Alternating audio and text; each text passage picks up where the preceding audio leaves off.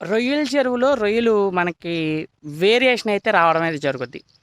కొన్ని చెరువుల్లో అయితే అన్న వేరియేషన్ అయితే బాగుందన్న అని అయితే అంటారు. సో, అది ఎందువల్ల వస్తది అనే దాని గురించి మనం ఈరోజు డిస్కస్ చేస్తున్నాం. అది రాకుండా ఉండాలంటే ఏమేమి పాటిస్తే మనకి రాకుండా ఉంటది. ఇప్పుడేంటంటే రొయ్యల చెరువులో వేరియేషన్ రాకుండా ఉండాలంటే గ్యాప్ మేత కొట్టండి అని అంటారు. గ్యాప్ మేత అంటే ఇప్పుడు సుమారు ఒక 5 కేజీలు వెళ్తుందనుకోండి పూటకి. అందులో ఒక 2 కేజీలు తగ్గించి మళ్ళీ ఒక అరగంట ఆగి కొట్టండి అని అంటారు. అలా కాకుండా ఇంకో పద్ధతి ఉండేది. గ్యాప్ మేత అంటే 2 సార్లు కొట్టాల్సొస్తుంది. అంటే రోజుకి 4 సార్లు చొప్పున గ్యాప్ మేత 4 పూటలు ఇచ్చుకుంటే ఎళ్ళాల్సొస్తది కాబట్టి 8 సార్లు ఇచ్చుకోవాల్సొస్తది ఒక్కొక్కసారి. లేదు 2 మేతల్లో ఇవ్వండి అని అంటారు. పోనీ 7 గంటల మేతలో గానీ, సాయంత్రం 4 గంటల మేతలో గానీ ఇలా గ్యాప్ మేత కొట్టండి అంటారు. సో, ఇదొక పద్ధతి. ఈ పద్ధతి కాకుండా మైండ్ బ్లోయింగ్ పద్ధతి అయితే ఒకటుంది. ఫస్ట్ పద్ధతి ఏంటంటే ఉదయం 7 గంటల మేత ఇప్పుడు ఫ్యాన్ సెట్ ఉంది కదా! ఈ ఫ్యాన్ సెట్ బారు మనం మేత కొట్టుకుంటూ వెళ్ళి అలా తిరిగి ఇలా ఫ్యాన్ సెట్ లేనేపుకి ఇలా తిరుక్కుంటూ వస్తాం. ఇలా 7 గంటల మేత వేసాం.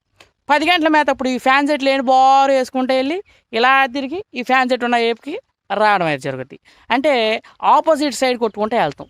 7 గంటల మేత ఇచ్చేస్తే 10 గంటల మేత ఆదరి నుండి కొడతాం. 1 గంట మేత ఈదరి నుంచి కొడతాం. 4 గంటల మేత ఆదరి నుండి కొడతాం. ఇలా ఆపోజిట్ కొడతాం మూలంగా ఏమవుద్దంటే రొయ్య పిల్ల వేరియేషన్ రాదు. ఎందుకైనా చెప్పనా, ఫస్ట్ మీరు మేత మొదలెట్టుకుంటే ఇటు 7 గంటల మేత ఫ్యాన్ సెట్ కొట్టుకుంటూ వెళ్ళారు కదా, ఈ దరిన గైరు వస్తుంది.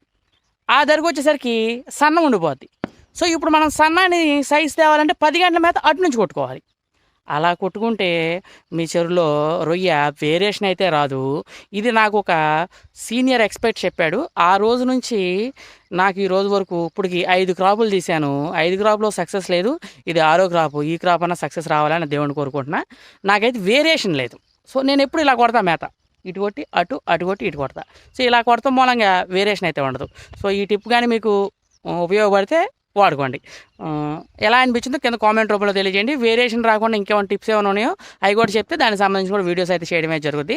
Thanks so much. అలాగే మన ఛానల్ సబ్స్క్రైబ్ చేసుకోండి. మన దగ్గర శీలావతి, కట్ల, గెడ్డి చేపలు అయితే అవైలబిలిటీ ఉంది. ఎవరికైనా కావాలంటే స్క్రీన్ పైన నెంబర్ ఉంది, అక్కడ నుండి ఫోన్ చేసి మీరు చేపలు బుక్ చేసుకోవచ్చు. ఆన్లైన్లో 100% safe and secure place GK Babu BTech fish farmer.